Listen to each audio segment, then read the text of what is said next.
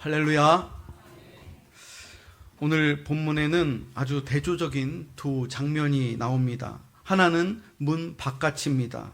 또 다른 하나는 단상입니다. 한번 그림을 보여주세요. 지금 문 밖에는 베드로가 서서 그 문을 두드리고 있습니다.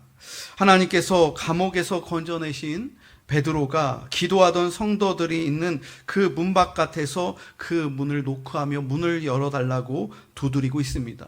또 다른 한 장면은 단상 위에 앉아있는 헤롯입니다. 화려한 왕복을 입고 사람들의 찬사를 받으며 마치 자신이 신이라도 된 것처럼 영광을 누리려 하는 헤롯이 그 단상에 앉아 있습니다. 문 밖에는 하나님의 은혜가 서 있습니다. 단상 위에는 인간의 교만이 앉아 있습니다. 문 밖에는 기도의 응답이 이미 도착하였습니다. 단상 위에는 하나님께 영광을 돌리지 않는 권력이 앉아 있습니다. 그런데 놀라운 것은 문 밖에 응답이 찾아와 있는데도 기도하던 교회와 성도들은 그것을 미처 믿지 못했다는 점입니다. 반대로 단상 위의 헤롯은 사람들의 찬사를 받으면서도 그것을 하나님께 돌리지 아니하였습니다. 오늘 말씀의 제목은 문 밖의 은혜, 단상의 교만이라고 정했습니다. 첫 번째 보겠습니다. 첫 번째, 문 밖의 은혜입니다. 그 뒤에 함께 읽어보겠습니다. 시작. 하나님은 연약한 기도에도 응답하십니다. 베드로가 찾아와서 문 밖에서 노크를 하고 있는데 성도들은 기도하고 있었는데 그 기도가 믿음이 부족해 하여서 연약한 기도였다는 것이죠. 오늘 본문의 11절과 12절 함께 보도록 하겠습니다. 11절과 12절을 함께 읽어보겠습니다. 시작. 이에 베드로가 정신이 들어 이르되 내가 이제야 참으로 주께서 그의 천사를 보내어 나를 헤롯의 손과 유대 백성의 모든 기대에서 벗어나게 하신 줄 알겠노라 하여 깨닫고 마가라 하는 요한의 어머니 마리아의 집에 가니 여러 사람이 거기에 모여 기도하고 있더라. 베드로가 감옥에서 나왔습니다. 처음에는 이것이 꿈인지 생시인지를 분간하지 못했습니다. 너무나도 놀라운 일이었기 때문에 그렇습니다. 쇠사슬이 스스로 풀렸고 군인들이 다 잠자고 있고 기절하였고 또 성으로 통하는 쇠문이 저절로 그 앞에서 열렸습니다. 그런데 천사가 떠나고 나서야 베드로 정신이 온전해졌습니다. 그리고 고백합니다. 주께서 나에게 천사를 보내시어 나를 헤롯의 손과 유대 백성의 모든 기대에서 벗어나게 하신 줄을 이제야 알겠노라. 베드로는 자기의 상황을 깨달았습니다. 하나님께서 천사를 보내주셔서 죽음의 감옥에서 자기를 건져주신 것을 깨닫게 된 것입니다. 베드로는 곧바로 마가라는 요한의 어머니 마리아의 집으로 성도들이 모여서 기도하고 있는 집으로 달려갑니다. 감옥에서는 하나님께서 일하시고 집에서는 교회가 모여서 성도들이 기도하고 있었다는 것이죠. 여기까지 살펴보면 참으로 아름다운 장면입니다. 하나님께서 응답하시고 교회는 그 응답을 기다리고 있었습니다. 그런데 그 다음 장면이 참으로 역설적입니다. 그림을 한번 보여주세요. 베드로가 문 밖에서 문을 두드리고 있습니다. 이 문 밖에서 두드리는 소리에 로데라는 여자아이가 달려나가서 누구세요? 물어보는 거죠.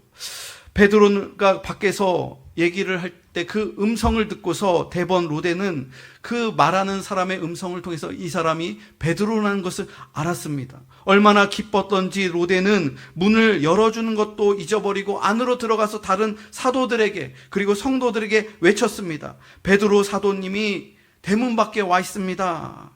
그런데 기도하던 성도들의 반응이 어땠을까요? 내가 미쳤다. 이 아이의 말을 믿지 않은 거예요. 참으로 아이러니한 장면이죠. 그들은 베드로를 위해 풀려나게 해달라고 기도하고 있었습니다. 그런데 베드로가 문 밖에서 노크를 하고 있다는 이 로데라는 여자의 말이 참말인데도 믿지 못했다는 거예요. 네가 지금 미쳤다. 그러니까 로데가 아닙니다. 분명히 베드로 사도의 목소리입니다. 분명합니다. 참말입니다. 그러니까 기도하고 있는 성도들 중에 일부는 그러면 그의 천사가 와서 말하는 것이다. 베드로의 그 육신이 와서 있는 것이 아니라 하나님의 천사가 와서 베드로의 음성을 들려주신 것이다. 이렇게 얘기하였다는 것이죠. 기도는 하고 있었지만 응답이 문 밖에 와 있다는 사실을 교회와 성도들은 미처 믿지 못했다는 겁니다. 여러분, 이러한 모습이 때로는 우리의 모습일 수가 있다는 겁니다. 우리도 기도합니다. 하나님 역사하여 주옵소서. 하나님 문을 열어 주옵소서. 하나님 기적을 베풀어 주옵소서. 그런데 막상 하나님께서 일하시면 그 문을 열어 주시고 질병을 치료해 주시고 그 기도에 응답이 됐는데 우리는 놀랍니다. 설마 그럴 리가 있나? 정말 하나님이 하신 일일까? 혹 우연 아닌가? 기도하면서도 우리들은 때로는 염려를 내려놓지 못합니다. 하나님께 맡긴다고 말하면서도 내 마음속에는 여전히 내 계산과 내 경험을 더 신뢰할 때가 있더라는 거예요. 응답을 구하면서도 응답 앞에서는 당황하는 것이 우리의 연약함입니다. 그런데 오늘 본문이 우리에게 주는 큰 위로가 있습니다. 하나님은 완벽한 믿음에만 응답하시는 분이 아니라는 거예요. 예루살렘 교회 성도들의 믿음은 완전하지 못했습니다. 그들의 기도에는 간절함이 있었지만 연약함도 있었다는 거예요. 그들은 베드로를 위해 기도하고 있었지만 정작 베드로가 문 밖에 서 있을 때 그 말을 믿지 못했습니다. 그런데도 하나님께서는 성도들의 기도에, 교회의 기도에 응답하셨다는 거예요. 왜 그렇습니까? 응답의 근거가 성도들의 완벽한 믿음에 있지 않았다는 거예요. 우리의 완벽한 신앙 때문이 아니라는 거예요. 응답의 근거는 하나님의 긍휼과 하나님의 자비와 하나님의 주권에 달려 있었다는 것이죠. 여러분, 물론 믿음 없는 기도를 정당화하자는 말은 아닙니다. 우리는 믿음으로 기도해야 합니다. 그러나 동시에 오늘 본문 말씀은 우리에게 말하고 있습니다. 내 믿음이 부족하다 할지라도 기도를 포기하지 말아라. 자기의 아이가 병들었을 때 제자들이 아무리 기도해도 고침을 받지 못하자 예수님께 그 아버지가 간구하며 할 수 있거든 내 아이를 고쳐주옵소서. 그 할 수 있거든 이라는 것은 가정이죠. 제자들이 실패했는데 예수님 할 수 있거든 내 아이를 고쳐주십시오. 그렇게 말하니까 할 수 있거든이 무슨 말이냐? 믿는 자에게는 능히 하지 못할 일이 없느니라. 그렇게 책망하시자 아이의 아버지가 어떻게 합니까? 내가 믿음 없는 것을 도와주옵소서. 주여, 내 믿음이 부족한 것조차 도와주옵소서. 내 아이를 고쳐주옵소서. 여러분, 주님께서는 우리의 믿음이 연약하다 할지라도 주님을 찾고 주님 앞에 나와 부르짖으면 그 기도에 응답하여 주신다는 것이죠.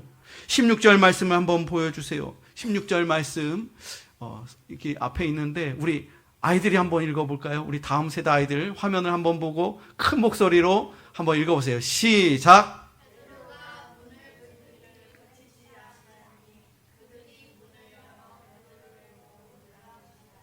아멘. 네, 우리 아이들이 읽었어요. 네, 감사합니다. 그럼 베드로는 계속 문을 두드렸습니다. 성도들은 믿지 못하고 있었지만 은혜는 문 밖에 이미 찾아와 있었다는 거예요. 응답은 이미 도착해 있었다는 거예요. 하나님은 교회의 믿음 없음보다도 더 크신 분이라는 사실이에요. 17절을 보면 베드로는 주께서 자신을 이끌어 옥에서 나오게 하신 일을 말하고 야고보와 형제들에게 이 말을 전하라고 성도들에게 말했습니다. 여러분, 여기에서 야고보는 이미 순교한 예수님의 제자가 아니라 바로 예수님의 친동생인 야고보를 말하고 있는 거예요. 교회의 이 지도자로서의 야고보의 모습이 부각되고 있는 것이죠. 그리고 베드로는 다른 곳으로 이 소식을 전하고 성도들에게 자기의 자초지종을 얘기하고 기도 부탁을 하고 다른 곳으로 떠났습니다. 이것은 두려움 때문이 아니라 지혜로운 피신입니다. 하나님께서 건져주시고 구원해 주셨는데 무모하게 행동하는 것은 믿음이 아닙니다. 하나님께서 나를 구원해 주셨으니까, 나를 감옥에서 건져주셨으니까 길에 다니면서 막 그러는 게 아니라 소중한 생명을 건져주셨으니 그 생명을 지혜롭게 사용해야 된다. 그래서 다른 곳으로 피신하고 후회를 기약했다는 거예요. 사랑하는 성도 여러분, 오늘도 주님은 우리의 문 밖에 은혜를 가지고 서 계십니다. 우리가 믿지 못해도 주님은 신실하신 하나님이십니다. 우리가 더디 깨달아도 주님은 우리를 포기하지 아니하신다는 거예요. 그러므로 여러분, 기도를 멈추지 마시기 바랍니다. 믿음이 작아도 여러분 기도하시기 바랍니다. 마음이 흔들려도 주님 앞에 나와 기도하세요. 하나님은 우리의 연약한 기도를 통해서도 하나님의 기적이 일어날 수 있으며 주님의 크신 역사를 나타내신다는 사실입니다. 두 번째로 단상의 교만입니다. 그 다음을 읽어주세요.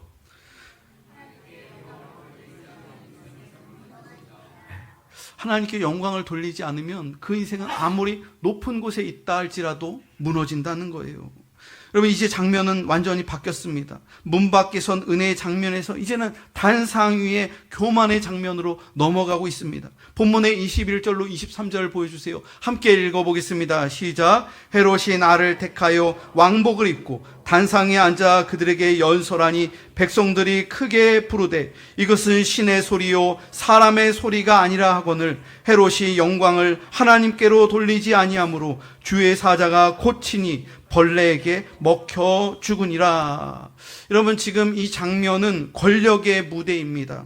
사람들의 시선이 온통 헤롯 왕에게 집중되고 있는 거예요. 그는 높은 단상 위에 앉아 있습니다. 그리고 멋진 왕복을 빼입었습니다. 사람들은 그의 연설을 경청하고 있습니다. 역사가 요세푸스의 기록을 보면 이때 헤롯은 은으로 짜인 매우 화려한 번쩍번쩍 빛나는 옷을 입고 사람들 앞에 단상 위에 높은 곳에 섰습니다. 아침 햇볕이 그가 입고 있는 왕복에 비치자 그 은이 더 눈이 부시게 사람들이 이렇게 똑바로 쳐다볼 수 있기가 힘들 정도로 빛이 반사되면서 번쩍번쩍 빛나는 거예요. 마치 신처럼 보이는 거예요. 천사처럼 보여지는 거예요. 사람들은 헤롯의 그 모습을 보며 경탄했습니다. 그리고 그를 신적인 존재처럼 그렇게 떠받들이며 높였습니다. 사도행전은 이 장면을 이렇게 묘사합니다. 그림을 보여주세요. 이것은 신의 소리요 사람의 소리가 아니라. 높은 곳에 앉아서 번쩍번쩍 햇볕을 받으면서 그의 의상이 빛나니까, 그의 목소리가 우렁차니까 그의 모습을 보면 이 모습은, 우리 왕은 신이다, 하나님이다, 그 목소리도 보면서 사람들이 다 매혹되는 거예요. 여러분, 이 모습은 사람이 받아서는 안 되는 찬사입니다.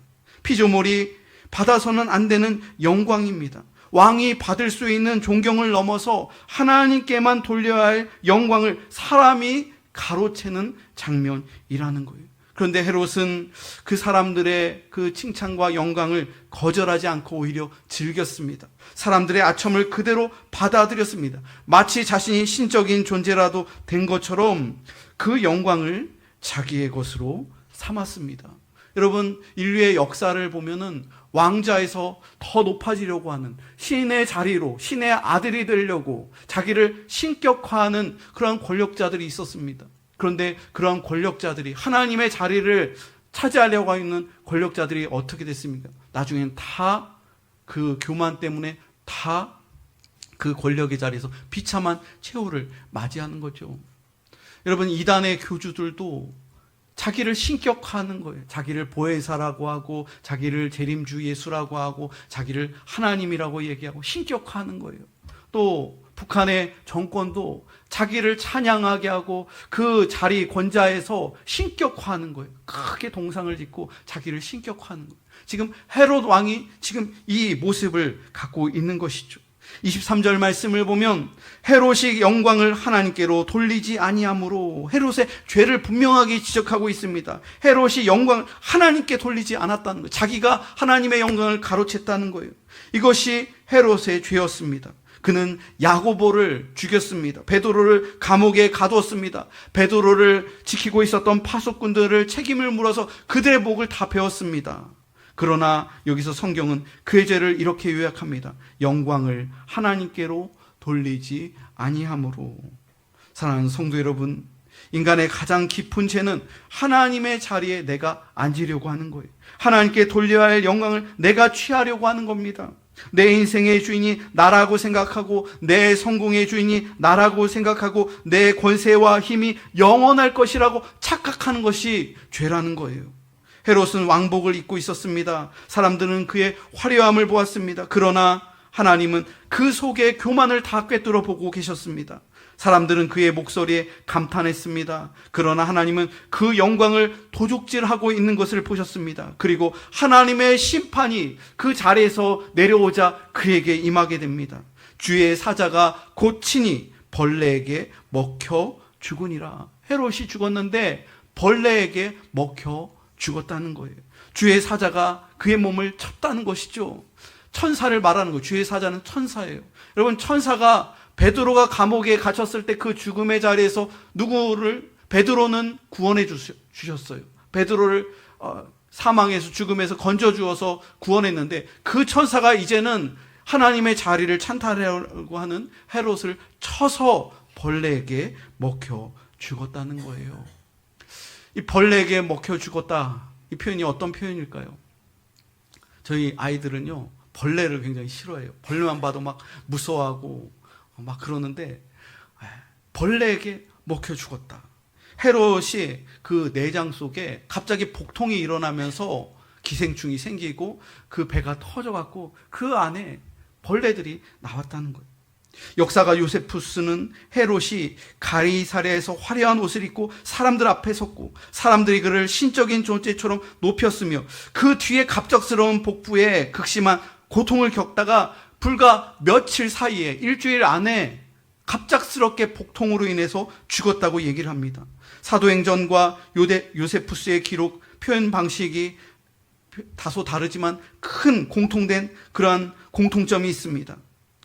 또한 이 부분을 심각한 장질환이나 복부 내부의 급성 질병이나 기생충 감염과 같은 그런 가능성으로 볼 수가 있다는 거예요.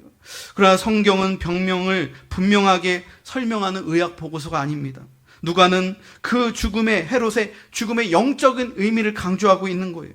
헤롯은 단순히 병들어 죽은 것이 아니었습니다. 하나님께 영광을 돌리지 않은 교만한 권력자가 하나님의 심판을 받아 벌레에게 먹혀 죽은 그런 치욕스러운 모습을 보여주고 있는 거예요. 그러므로 우리는 찬사 앞에서 조심해야 합니다. 성공의 자리에서 더 겸손해야 합니다. 일이 잘 될 때 우리는 더 하나님 앞에 엎드려야 됩니다. 가정이 세워진 것도 은혜입니다. 교회가 여기까지 온 것도 은혜입니다. 건강이 지켜진 것도 은혜입니다. 또한 우리의 사역에 열매가 생기는 것도 은혜입니다. 우리의 자녀들이 건강하게 자라나는 것도 은혜입니다. 여러분, 우리의 손으로 수고했지만 모든 것을 가능케 하신 분은 여호와 하나님이신 것을 기억하며 그 모든 은혜와 그 영광을 하나님께 돌리시는 여러분이 되시기를 바랍니다. 마지막 세 번째로 말씀의 승리입니다. 그 다음 읽어주세요. 시작. 세상의 권력은 사라져도 하나님의 말씀은 흥왕합니다. 세상 권력은 언젠가는 사라집니다. 영원할 수 없어요. 그러나 하나님의 말씀은 흥왕하며 영원하다는 것이죠.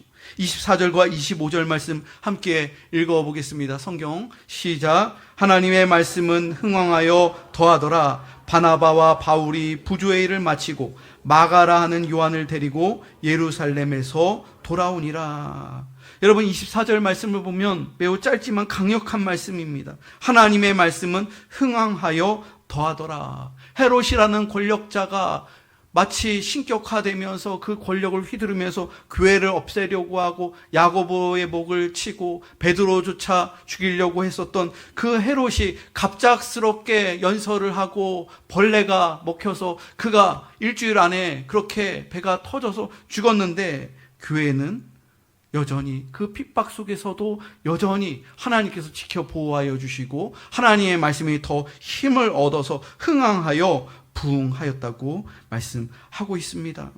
23절과 24절은 강하게 대조됩니다. 헤롯은 벌레에게 먹혀 죽으니라. 그러나 하나님의 말씀은 흥왕하여 더하더라.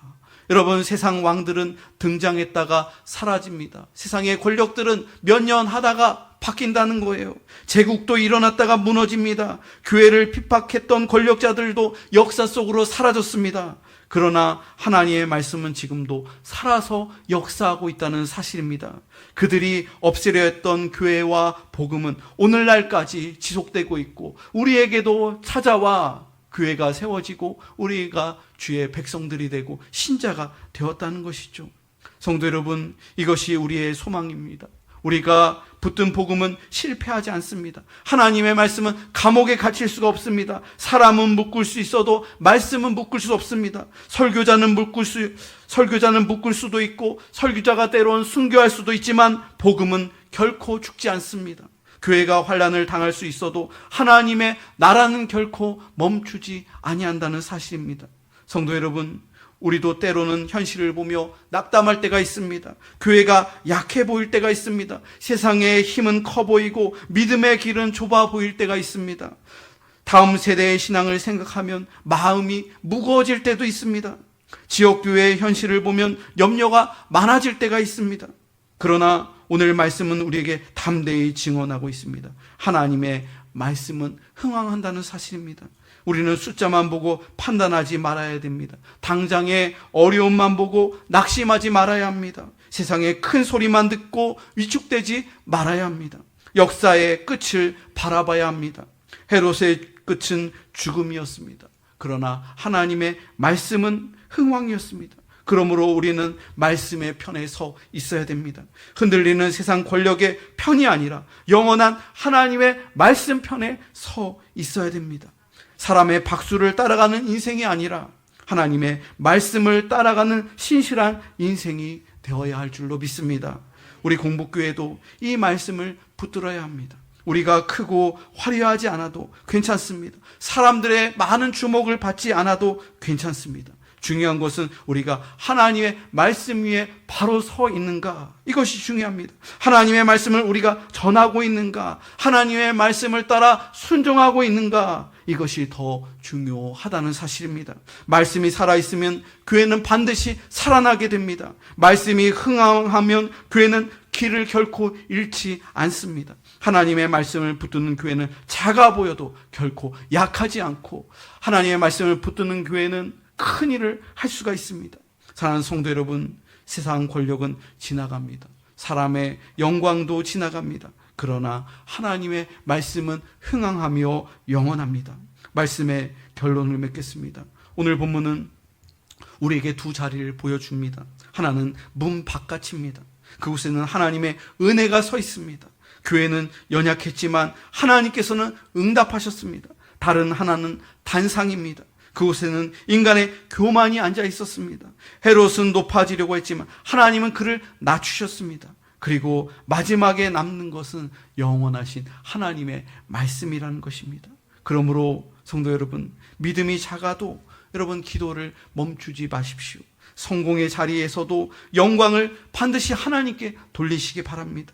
세상이 아무리 강해 보여도 주님의 말씀 편에 서 있는 믿음의 성도들 다 되시길 바랍니다. 문 밖의 은혜를 붙드십시오. 단상의 교만을 내려놓으시기 바랍니다. 그리고 영원히 흥왕하는 하나님 말씀 위에 굳게 서는 저와 여러분이 되어 주님 나라를 위하여 귀하게 쓰임받고 사용받는 우리 공복교회와 모든 성도들 다 되시길 주님의 이름으로 축복합니다.